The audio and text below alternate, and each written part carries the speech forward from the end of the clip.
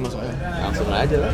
Kalau urusan pengungsi sama ketersediaan tempat, ya kalau Indonesia paling gampang Rohingya, Aceh kemarin kan ramai banget tuh. Nah, kalau gua ngelihatnya sebenarnya pengungsi kan jatuhnya dalam keadaan, gua nggak tahu nih keadaan terdesak apa enggak mereka.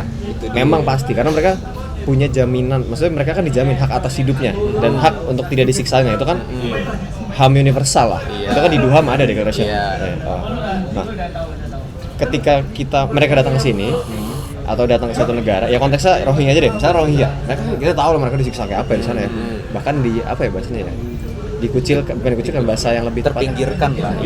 Di surprise, apa sih bahasa Indonesia itu surprise? Ditekan. Atas sesuatu yang mereka percayai, agama kan. Nah, ketika mereka datang ke sini, memang pasti pertimbangan salah satunya mereka datang ke Aceh karena secara kepercayaan lebih aman dong. Iya, Islam. Iya. Itu daerah Islam. Nah, makanya kemarin waktu kita lihat masalahnya sebenarnya mereka omongannya adalah mereka kaget kok udah sampai sana diusir sebegitu kerasnya, kan sampai disamperin kan gedung mereka. Disamperin, diusir, bahkan sampai dianterin ke truknya untuk dipindahkan dari gedung apa tadi namanya Mon? Gedung rumah detensi migran. Nah, itu istilahnya tuh. ya walaupun memang tempat itu tidak untuk pengungsi ya, itu kan buat migran ya. Itu kan beda konteks, beda itu, udah beda pengertian kan dulu. Ya ternyata Aceh cuma ada tempat itu ya, nggak salah juga sebenarnya. Iya. Ketika mereka datang, ditemui sama masyarakat yang satu kepercayaan, tiba-tiba diusir sebegitu kerasnya juga. Makanya kemarin mereka protesnya, kita satu kepercayaan, tapi ternyata kita ditreat kayak gini. Nah, kalau gua ngelihatnya lebih kayak, ya kayaknya mungkin masyarakat Aceh satu knowledge soal bagaimana perlindungan para pengungsi ini kan kurang paham pasti. Ya kita juga paham karena kita belajar hukum kepengungsian aja. Oh ternyata negara wajib menerima, ya kan? Hanya meskipun hanya sementara. Apa kemarin Pak Rizky udah refoulement, non-refoulement. Asas non-refoulement bahwa negara itu harus menerima. Nah itu kan bisa jadi masyarakat Aceh belum tahu. Kita aja bukan masyarakat. Ya kita masyarakat yang belajar hukum aja baru tahu ketika kita akhirnya belajar hukum kepengungsian gitu ya. Menurut gua permasalahan utamanya itu di situ dulu deh. Ini jangan aspek kemanusiaan nanti ya. Kayaknya di situ tuh bahwa mereka nggak tahu bahwa memang ada aturan pegangan pedoman internasional lah yang mewajibkan negara menerima. Artinya apakah negara kurang mensosialisasikan itu ke masyarakat Aceh? Misalnya karena keburu Rohingya udah datang, tapi kan maksudnya masa ya Rohingya datang nggak ada warning lo? Pasti kan ketemu pemerintah dulu. Nah artinya pemerintah punya waktu sepersekian banyak atau sepersekian dikit untuk ngasih pemberitahuan ke warga Aceh, kita nanti mau menerima pengungsi ya. Kita nggak tahu sampai kapan, tapi ini kewajiban karena kita bagian dari PBB. Nah permasalahan juga kan kita nggak meratifikasi itu. Kita itu tidak sabar ya, tadi gua ketemu tuh. Kita itu nggak meratifikasi konvensinya. Yang konvensi 1951-nya yang ada prinsip non-refoulement-nya itu. Konvensi pengungsi lah ya. Nah, prinsip non-refoulement itu kan kita tidak boleh ngusir. Negara itu tidak boleh ngusir para pengungsi ini. Nah, apakah itu jadi alasan? Gimana kalau lu pada ngeliatnya gimana? Gue ngeliatnya segini. Sebenarnya negara kan tidak mengusir sebenarnya ya. Karena nggak ada statement langsung dari pemerintah. Yang ngusir masyarakat ya. Yang ngusir kan masyarakat, berarti kita bisa bilang itu oknum daerah lah ya. Ya kita nggak bisa pungkiri juga emang ternyata kayak mereka belum dikasih tahu gitu. Dan juga kalau misalnya dikasih tahu pun tapi nggak ada bantuan, ya mau ngapain juga mereka? Oke, mereka punya tempat untuk nampung, tapi kan pada nyatanya kan orang-orangnya nggak cuma sekedar menempati, dan mereka mengusahakan hal yang lain untuk bertahan hidup.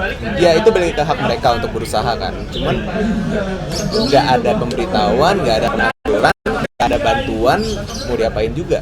Otomatis masyarakat Aceh juga mikir, ngapain kita harus ngebantu orang ini? Kenal juga kagak. Ditolongin tapi juga kita dapat apa? Nggak ada timbal baliknya gitu kan. Otomatis hitungnya cuma rugi doang untuk negara. Cuman ya kita harus ingat juga ini ngomongin internasional semuanya based on moral ya. Nggak ada yang saklek gitu. Soft law itu kan? Iya, soft law semua. Mau diikutin ya wes, nggak diikutin ya wes. Ya gitu kalau gue sih ngeliatnya. Itu? Lu deketin lagi nih biar kedengeran sih itu harusnya. Kecil soalnya. Bentar, pesawat masih lewat nih. Masih lewat, mohon maaf.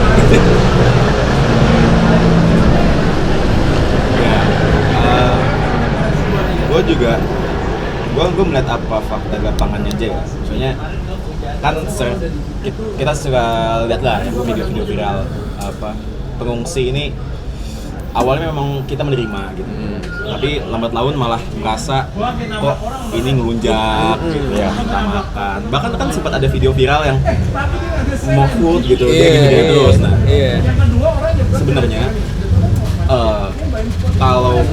kalau kita meratifikasi konvensi pengungsi seharusnya memang diwajibkan dan bahkan ada opsi para pengungsi imigran itu tidak mungkin untuk dikembalikan ke negara asalnya. Iya. Ada opsi untuk memberikan kewarganegaraan ke pengungsi-pengungsi itu. Nah, cuman baik lagi kan pasti ada aspek politik dan juga aspek ekonomi kepentingan lah ya. Iya, terutama karena memang kan kalau kita bisa lihat Rohingya ini kan terdampak lah ya, mengungsinya ke daerah Aceh. Ya. Kalau kita tahu daerah Aceh ini kan salah satu daerah istimewa, ya kan, dan daerah termiskin di Indonesia. Nah, baik lagi ini merupakan suatu kebijakan yang sangat politis bagi Indonesia. Gitu. Oh, dari gue sih begitu. Cuman meskipun ya kalau misalkan aja kita meratifikasi konvensi 1951 tadi ya, belum, kalau kita sekedar ratifikasi kayak itu nggak bisa kita patokin sih, karena ratifikasi kan cuma mengakui dan tanda tangan. Tapi kan jadi ada undang-undangnya kita sebenarnya. Iya. Bisa dimasukin ke undang-undang. Bisa dimasukin, tapi itu permasalahan juga kan. Itu kan selalu jadi, kayak gitu. Akan jadi ada alasan untuk kita ngusir karena loh orang kita nggak meratifikasi, Iya. kita tidak mengamini prinsip tersebut dalam peraturan perundang-undangan kita, dan ya mengingat bagaimana hukum internasional, kita juga nggak akan dapat sanksi apa-apa kalau kita ngusir. Nah itu kan jadi permasalahan-permasalahan yang kayak, oh iya secara hukumnya juga, ya mau gimana? Ini yang non manusiawi dulu aja. Ini positif hukum lah ya. Hukum murni itu. Dan perlu diingat juga pengungsi ini bukan sekali datang loh, terus-terusan datang. Nah itu bukan sampai saat ini masih ada. Itu dia. Gitu. Kalau misalnya sekali dua kali oke lah, mungkin keadaan darurat yang memaksakan ini ya kan. Sekarang kalau udah berkali-kali berarti itu jadi opsi buat mereka kan. Udah opsi, oke, aman ini ke Aceh aja nih, minimal banget masih bisa hidup. Nah itu kayak udah melewati batas kepengungsian tuh kayaknya tuh. Pengungsi kan otomatis pasti darurat lah ya. Kalau imigran lain cerita lah. Beda ya, kalau migran apalagi untuk urusan ekonomi itu kan beda. Ya mereka mencari peluang di negara lain. Ya. Kalau pengungsi, nah itu. Gue ngeliat ya, sebenarnya artinya adanya peraturan soal pengungsi ini jadi penting-penting nggak penting.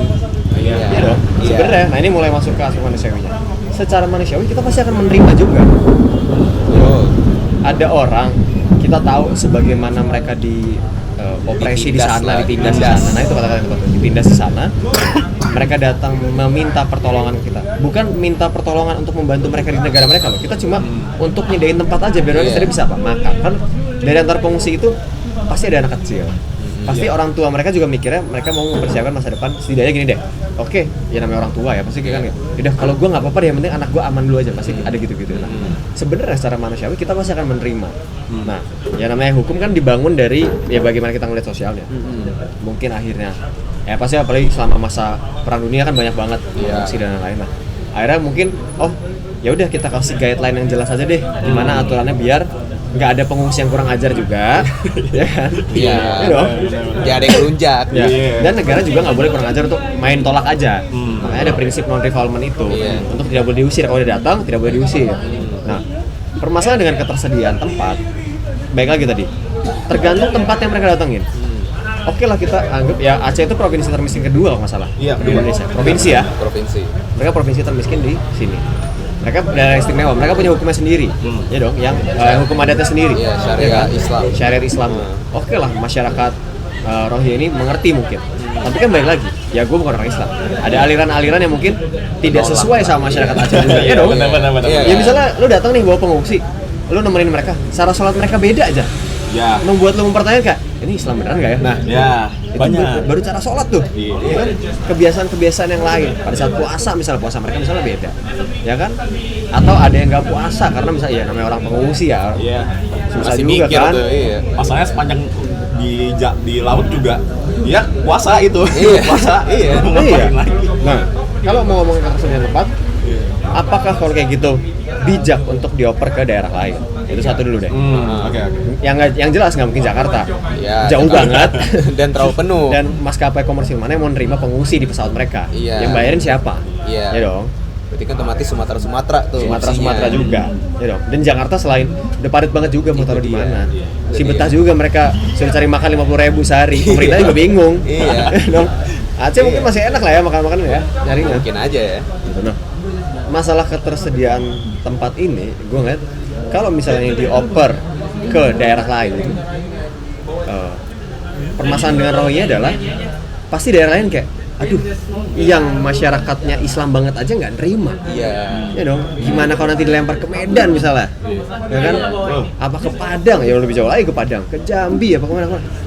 Yang secara daerahnya tidak menganut syariat Islam gitu. Ya memang pasti mayoritasnya masyarakat Islam ya, tapi kan ini provinsi yang syariat Islamnya kenceng banget aja, nggak kuat nerimanya. Iya. Ya dong. Yang anggapannya gini deh, yang agamanya kuat banget aja nggak kuat nerimanya. Baik dengan aspek apapun ya, aspek agama, aspek sosial, aspek ekonomi, aspek budayanya gitu. Yang gue yakin sebenarnya ketersediaan tempat ini salah satu permasalahan sebenarnya ekonomi. Ya dong, karena pengungsi datang kurang tempat ya, kalau sebenarnya pemerintah daerah punya duit tinggal dibikin lagi yang baru atau mereka bisa operasi tadi diterbangin kemana, dikirim kemana. Nah, ketika ketersediaan tempat ini jadi masalah, artinya banyak banget aspeknya termasuk ekonomi misalnya. Nah, kalau gue ngeliatnya kayaknya permasalahan terbesarnya di ekonomi, mengingat Aceh tadi ya, provinsi termiskin kedua. Ya dong. Ya kalau mereka UMR, coba cek deh, cari UMR Aceh berapa? Coba. Oh, UMR Aceh tuh lebih 2 juta berapa? 2 jutaan kan? Gitu. Sejauh berarti. Masih jauh banget dari Jawa ya. Itu kan satu orang. UMR itu satu orang. Dan itu kan pasti banyak orang sana yang juga UMR dipakai untuk menghidupi keluarganya dong. Ya kayak di Jakarta aja, sebagaimana di Jakarta aja. UMR yang harusnya buat satu orang dipakai untuk satu keluarga. Ya dong. Itu masyarakatnya. Kalau nanti misalnya pemerintah memberikan treatment yang lebih khusus kepada pengungsi ini, kecemburuan sosialnya gimana? Iya. Ya dong. Jadi kalau misalnya mereka nyediain tempat baru, mereka menyediain infrastruktur yang bagus ibaratnya, menjadi pertanyaan loh, selama ini kita aja kurang kok giliran ada pengungsi bisa. Nah, itu kan dilema politiknya juga kayak, ya juga ya, ya gitu kan. Itu gua ngelihatnya soal ketersediaan tempat tuh gitu aja sebenarnya. Tapi kalau gua sebenarnya ya kayaknya aja, kalau misalnya emang pemerintah udah ada perkiraan lah kalau misalnya bakal datang pengungsi ini, menurut gue bisa aja kalau misalnya mereka jangan ditaruh di satu tempat full gitu, tapi taruhnya di satu kota deh misalnya khusus, tapi kita nggak menggeser masyarakat daerahnya ya, tetap mereka ibaratnya kayak mereka dititipkan ke rumah-rumah gitu, toh UMR mereka rendah, bisa aja dikasih subsidi buat sekalian menghidupi orang yang dititipkan, fair, adil gitu kan. Masyarakat daerah ada penambahan, meskipun tanggung jawab mereka nambah tapi ada bantuan. Itu bisa, dan itu lumayan adil sebenarnya. Karena kalau misalkan aja kita alokasi mereka ke Sumatera lain, Sumatera Utara menurut gue sih agak berat ya, karena ya persentase antara agamanya Islam dan non-Islam itu agak seimbang lah kalau di Sumatera yang utara sana. Padang mungkin masih bisa, cuman balik lagi jarak. Kalau sampai Lampung, Aceh dan seterusnya tanggung, mending sekalian ke Jawa sekalian kalau kita mau kayak gitu kan. Fasilitas tol lebih lengkap juga di Jawa.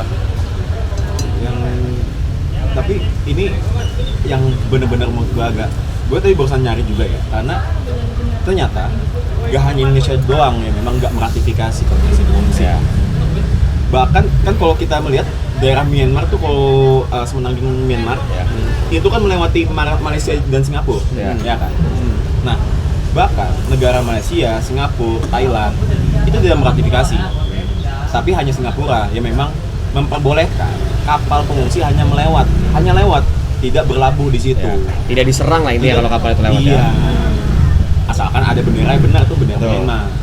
Gitu. Ini yang jadi jadi semacam problemnya juga di kita gitu. Ini tapi sebenarnya kalau dipikir-pikir, suatu negara tidak meratifikasi, pasti ada alasannya juga. Pasti salah satu pertimbangannya adalah ya pasti mereka menyadari, oh ya tempat gue juga nggak ada, kita menaruh pengungsi di mana? Masyarakat gue aja masih susah. Singapura lagi, Singapura sama Jakarta juga gedean Jakarta. Jaksel masih kayak sama tuh. Iya kan? Singapura kecil banget. Itu. Malah mau dikirim Malah yang mana? Iya dong. Benar. Ya kan? Mau Malah yang Kalimantan atau Malah yang Singapura atas sana? Nah itu menurut gue ini juga jadi pertimbangan. Nah tapi kan balik lagi sebenarnya secara manusiawinya ya pasti akan terima juga. Tapi kan akan selalu ada pertanyaan, sampai kapan kita harus ini mereka? Sampai kapan?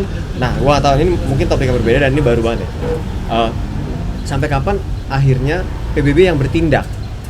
Ya dong, pasti harus ada tindakan. Ya nggak dijelasin soalnya kan, iya sampai kan? Kapan mau Sampai ditampung batasnya.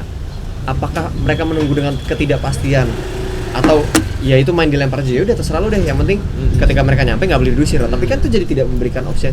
Ya udah kalau nanti akhirnya resource negara gue udah kurang nih untuk nampung mereka, gue harus ngapain sebagai negara? Nah apakah PBB, kalau gue ngeliatnya ya PBB harus bertindak. Iya pasti. Tadi gue sama Monas sebelum datang tuh, ini balikannya udah balik ke masuk ke sesi akhir ya. Solusinya gue mikirnya, apakah setiap negara udah mulai harus disiapin tempat penampungan untuk para pengungsi ini? Ya dong. Artinya PBB harus benar-benar neken setiap negara untuk oke, lu harus punya tempat penampungan pengungsi.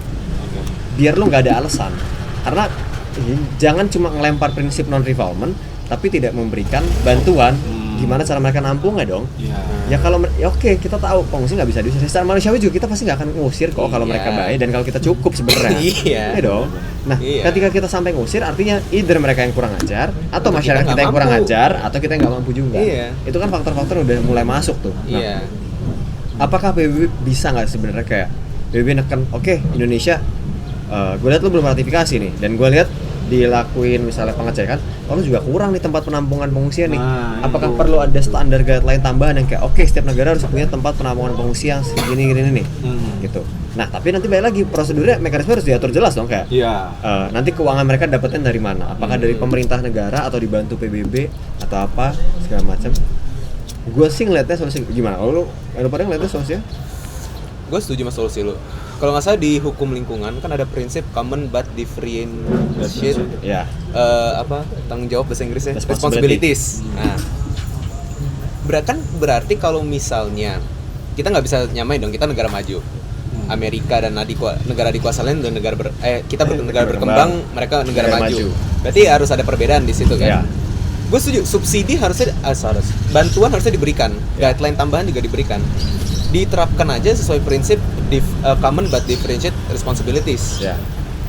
Taruh aja misalnya di sekitaran Indonesia banyak negara-negara yang masih bermasalah, ada yang memaksakan masyarakat mereka masuk ke negara Indonesia. Nggak bisa disamain dengan negara-negara yang wilayahnya itu aman, tentram, jaya, kayak EU. Uni Eropa kan aman banget tuh. Pengungsian jarang banget kita dengar tuh. Nah, kalau kayak gitu berarti bantuannya harusnya seimbang nih antara mereka sama kita berdasarkan kemampuan kita masing-masing. Mungkin kalau buat negara maju seperti Uni Eropa, Amerika dan lain-lain, mereka cuma butuh guideline tambahan. Gue setuju di kita butuh bantuan lebih dari sekedar guideline. Kita butuh bantuan, kita butuh tempat, kita butuh untuk kita bangun fasilitasnya lah. Kalau misalnya cuma sekedar rumah detensi imigran kan itu jatuhnya untuk menahan imigran gelap sebenarnya. Atau imigran legal juga sebenarnya. Tapi itu jelas sementaranya sampai kapan. Di situ perbedaannya. Kita tahu kapan mereka harus pergi, kapan mereka datang.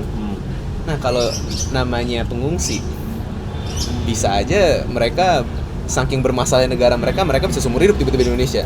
Otomatis solusi berikutnya adalah kewarganegaraan. Cuman nggak fair. Di situ tempatnya. Kalau gue pinginnya prinsip common budget itu diterapin. Kalau gue sendiri sih untuk solusinya, ya mungkin kita semua sama lah, karena solusinya udah pas untuk memberikan sebuah guideline. Kalau begitu memang harus disiapkan bagi setiap negara untuk membatas, bukan gini. Kita menyediakan tempat, tapi kita juga memperkirakan berapa orang yang bisa ditampung, kan? Pasti begitu. Nah, apabila memang tidak bisa, ini memang ada tugas dari UNHCR, ya kan? Itu untuk bisa memberikan sebuah safe place. Suaka. Harus bisa memberikan suaka. Toh juga, kalau gue ngambil contoh-contoh kasus yang lain, Prancis terbuka terhadap imigran gelap. Mereka parah banget. India juga lumayan, bukan terbuka banget. Gitu. Tapi banyak. Dan negara-negara di daerah. Itu Prancis satu timnas bolanya sampai imigran semua. Iya. Yang juara Pildun. Iya. Sini migran semua. Iya. Mbak. Iya kan. Gak kelihatan tuh Prancis-Prancisnya. Iya. Makanya apa? Siapa tahu bisa jadi Indonesia apa ya? Ya nggak dari pengungsi juga bang, Iya. wilayah Agak malu-maluin ya. mereka juga susah makan, gizinya juga kita Iya. belum tahu mereka. Iya. Nah, pokoknya yang jelas tuh harus bisa menyiapkan ketersediaan tempat apabila memang tempatnya itu sudah ada regulasi mengenai ketersediaan tempat, dan apabila tempatnya itu sudah Proper penuh, lah. mungkin bisa itu adalah kewenangan penuh dari UNHCR gitu loh. Karena ini kalau bisa dibilang di hukum internasional itu sebagai erga omnes lah ya, kewajiban setiap negara Iya. gitu loh, untuk memang bisa membantu, setidaknya membantu terhadap imigran gelap. Iya. Cuman tuh harus hati-hati tuh kalau misalnya UN masuk ke kita dan punya kewenangan atas tempat itu, Iya benar itu. intervensi tuh, Iya, itu. bahaya tuh. Itu harus juga karena ya sebagian besar alasan Indonesia nggak meratifikasi banyak dari perjanjian luar internasional itu kan karena takut akan Intervensi. kedaulatan negaranya sendiri. Iya. Mengingat apalagi ASEAN kita punya prinsip non intervensi itu. Itu dia. Kalau di ASEAN ya. Itu dia. Dan juga kalau di prinsip non intervensi juga berlaku bahkan bukan hanya skala skala internasional juga ada prinsip Itu non intervensi. Ya kan. Dan yang menghambat Indonesia kan selalu itu Itu pada dasarnya dia. takut akan kehilangan kedaulatan sendiri. Nah, itu bahaya tuh kalau misalnya kewenangan penuh dipegang UN atau PBB, bahaya Ya di atau situ. mungkin ini dibagi lagi kali. Ya udah deh. ASEAN bikin sendiri deh guideline-nya. Karena kan pasti permasalahan beda sama yang Iya, di benar. Berdasarkan dari regionalnya EU ya kan, regional Iya. aja. Mm-mm. Mengingat ya kita jarang banget denger pengungsi Eropa mungkin ya. Soalnya dalam keadaan perang ya kemarin di Iya. Ukraine ya. Iya. Ya dong. Iya. Itu kan bener-bener wah itu gila kalau perang. Nah mengingat bagaimana ASEAN ini kan permasalahan sendiri nih. Kenapa? Budaya kita kan banyak banget. Indonesia aja suku udah berapa? Beragam. Artinya ketersinggungan dan kemungkinan akan clash-nya tuh gede banget sebenarnya. Nah itu kan perlu perhatian lebih dong. Ya pasti kan Rohingya di Myanmar pun karena ketersinggungan clash antar budaya aja sebenarnya. Iya, asalnya dari situ Iya benar. kan, benar, sebenarnya benar. kan.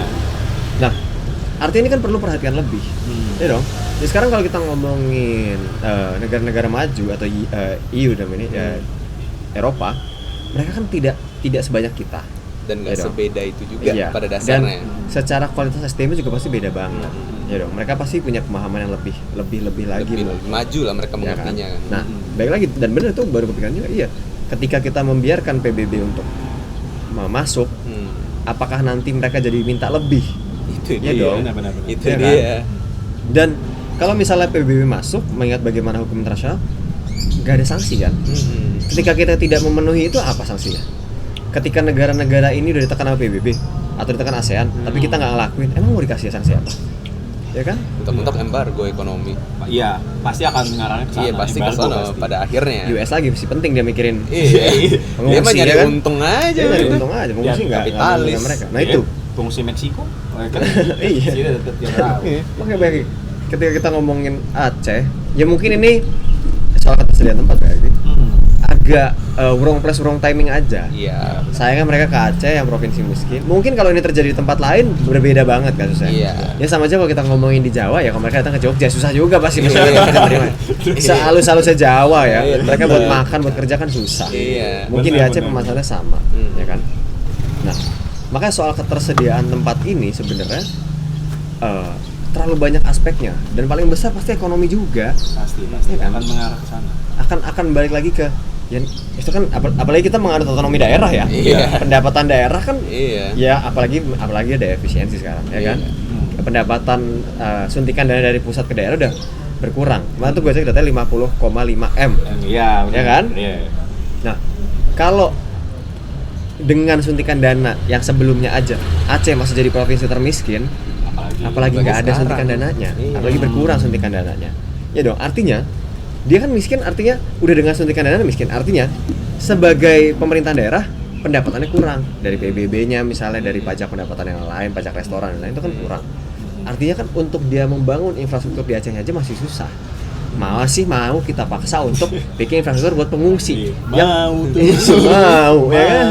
Awal-awal mah seneng-seneng aja lumayan Iya. lapangan kerja baru nih. Iya, Awal-awal. mungkin. Awal-awal Iya kan? doang tapi pengelolanya lebih ribet lagi. Benar. Akan ada permasalahan baru yang terlalu kompleks. Nah, tapi secara manusiawinya ya kita nggak akan mungkin nolak juga lah. Iya. Kita ya karena pasti akan ada pemikiran, iya kalau situasi dibalik gimana ya? Iya. Kalau kita yang harus mengungsi ke Myanmar gimana kalau kita di-treat kayak gitu? Akan ada pertimbangan, iya orang Indonesia udah pasti akan ada pertimbangan kayak gitulah. Kalau sampai marah sebenarnya pasti ada hal yang dilakukan masyarakat Rohingya yang mengganggu mereka, ya kan?